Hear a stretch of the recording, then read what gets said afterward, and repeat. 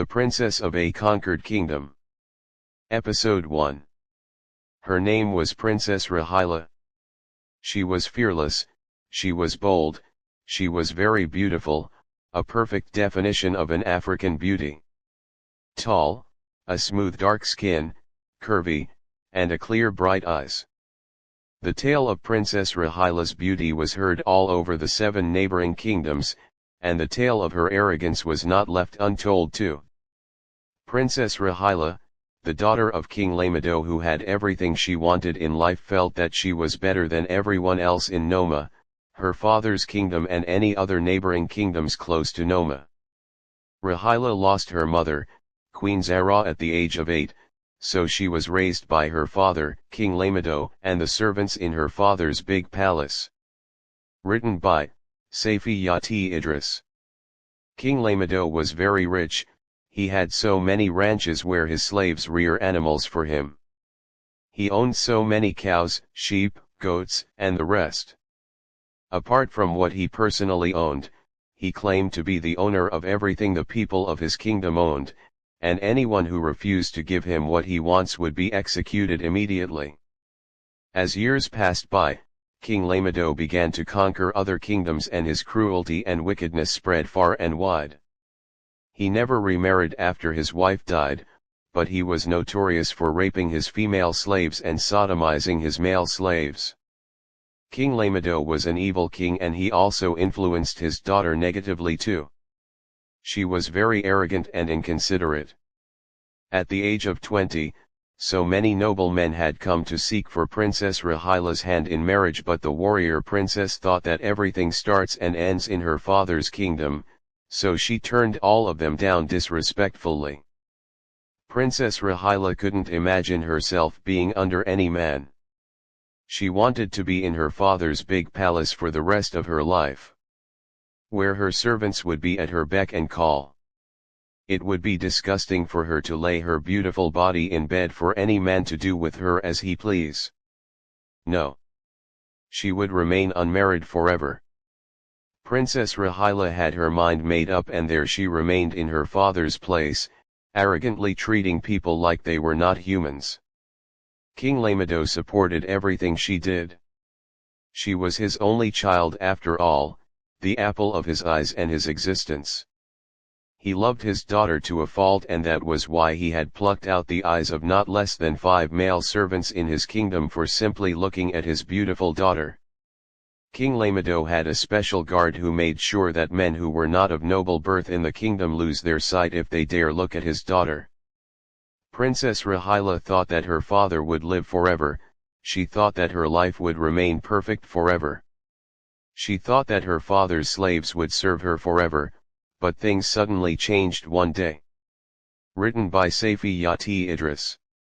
Something terrible happened in Noma Kingdom, and it changed Princess Rahila's life forever. That hot afternoon, Rahila was in her chamber with her servants running around to please her. She was seated on her royal bed as she had just returned from her private river where she had gone to take her bath. Yes, she had a private river meant for herself alone, and anyone who dares go close had himself or herself to blame. Princess Rahila was seated majestically like a princess that she was, as some of her servants adorned her hair with expensive beads while others moisturized her skin with flower oil. Some of her servants were just standing with their head bowed, waiting for orders. Princess Rahila was enjoying the pampering when a servant rushed into her chamber without being given a permission. Princess Rahila, who was startled by the servant's insolence, stood up immediately and gave the servant a hard kick on her stomach, followed by a dirty slap. "What could be so important that you had to barge into my chamber the way you did?" Princess Rahila inquired, fuming. The servant, who was in pain, couldn't speak, but that earned her another kick from Rahila, who didn't like to be ignored. The servant had to force herself to speak before more harm would come her way. "His Majesty seek your presence immediately, my princess." The servant stuttered in pain. "That can wait, right? Why were you in a hurry? He is my father and I can go and see him whenever I like," the princess replied, still very angry. It cannot wait. My princess. The servant managed to say. Excuse me, Princess Rahila said, dismissing the servant. The servant was arguing with her and she had to send her away because she was very angry. She could commit murder. The servant had barely left when her father, the king, rushed into her chamber by himself. King Lamedo looked a bit worried, making the princess scared even though she had not known fear all her life. She had never seen her father like that. He was always in control. What could be happening? Why did her father rush into her room like that? My jewel, we must leave Noma immediately. King Lamedo said to his daughter firmly. Leave Noma, our kingdom? Why, father, what is happening? Princess Rahila asked worriedly. Leaving their kingdom in such a haste meant only one thing. War. Running away from their kingdom meant war, and seeing her father, King Lamedo, looking so worried meant that he was not prepared for what was coming. Father, you haven't answered my question. What is happening? Princess Rahila asked again. I can't explain right now.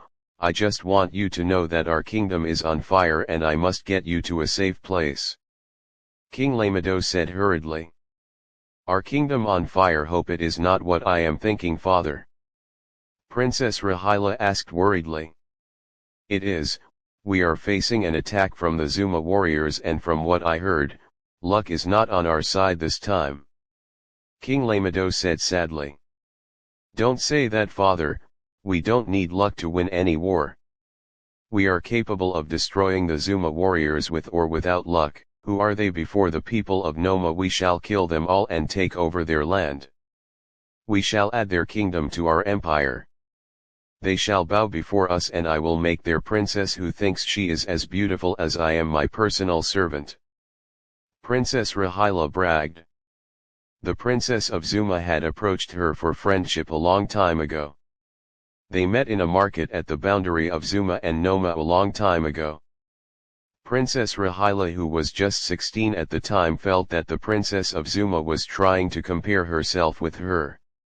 She arrogantly turned down the friendship and since then, she had been keeping grudges against the princess of Zuma for daring to ask her for friendship. I will behead them all. Princess Rahila shouted, running to get her sword from where it was hung. She was not an ordinary princess, she was also a well-trained warrior who had only joined the battlefield once. Written by Safi Yati Idris. Princess Rahila did very well when she joined the battle, but her father never let her join the warriors again because she sustained a little cut during the fight. Your Majesty. Your Majesty. Your Majesty. The Zuma warriors are approaching the palace led by their crown prince. A servant who had ran into Princess Rahila's chamber announced. On a normal day, the male servant would have been beheaded for daring to enter the princess' chamber, but the king had a bigger problem on his plate, so he let it slide. My jewel, please come. You must follow my most trusted servant Kato to a safe place right now. King Lamedo said, grabbing his daughter's hand. Father, I don't have to run like a coward, please let me stay, I can fight for myself and I am sure you will be there to protect me too. Princess Rahila argued as her father led her through some secret route in the palace. King Lamedo, who was determined to keep his daughter safe, ignored all her tantrums as he led her to Kato, his most trusted servant.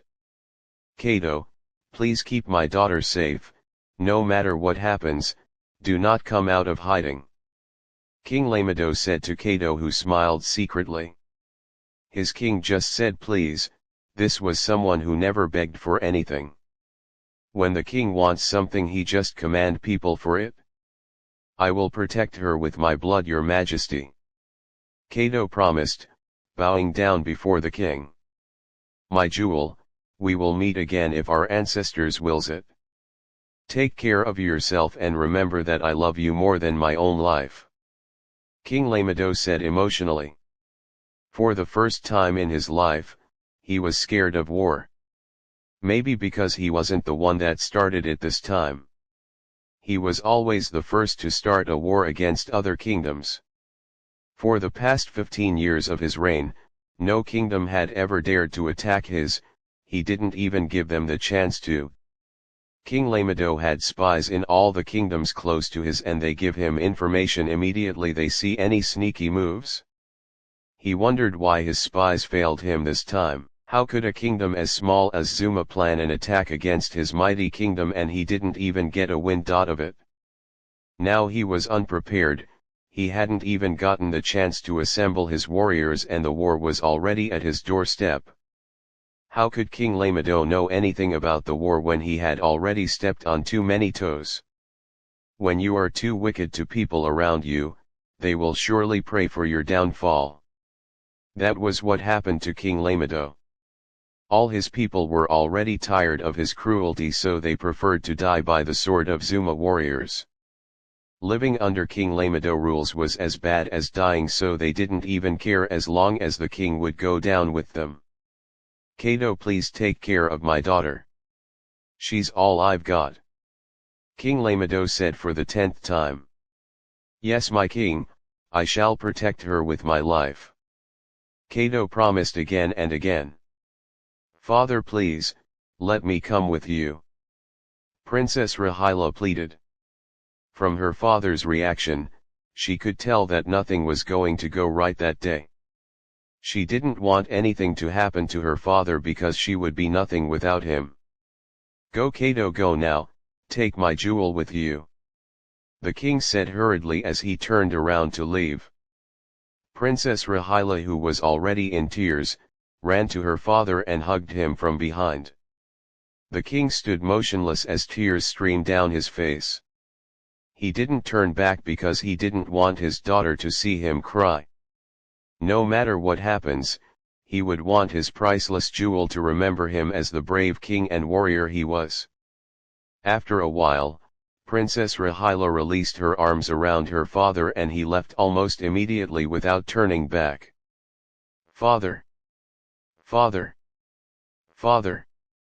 At least look at me once again. Rahila cried, falling on her knees, but King Lamido never looked back. His daughter must not see his tears. My princess, we must leave now. Kato said, trying to help the princess up, but she pushed him away roughly, warning him never to lay his dirty hands on her again. Written by Safi Yati Idris. So much pride even at the face of danger. After her outburst, Kato, who didn't mind her bitchy attitude, led her into a secret tunnel which only he and the king knew about. When King Lamido returned to his palace, he was surprised to see that half of his palace had already been destroyed by Zuma warriors. Some of his warriors were already fighting the Zuma warriors, but it looked like the Zuma warriors came prepared for them. King Lamido quickly entered a secret room where he had hidden his arms and ammunition. He changed his regalia and prepared for war. He was no coward, he was a powerful warrior before and after becoming king, so he would not run away, no. A while later, King Lamido joined the battlefield, ready to conquer his enemies. To his surprise, he met the king of Zuma and not the prince like he was earlier told. King Lamido fought like the beast of war that he was, his sword beheaded so many people. In a short period of time, he was already covered in blood of people that he had slaughtered like animals. He strangled some of his enemies with his bare hands too. He almost killed the king of Zuma if not for the timely intervention of Zuma warriors. King Lamido was still fighting when he saw something scary. Something that broke his spirit and made him fall on his knees. No, this can't be happening. He screamed in anguish.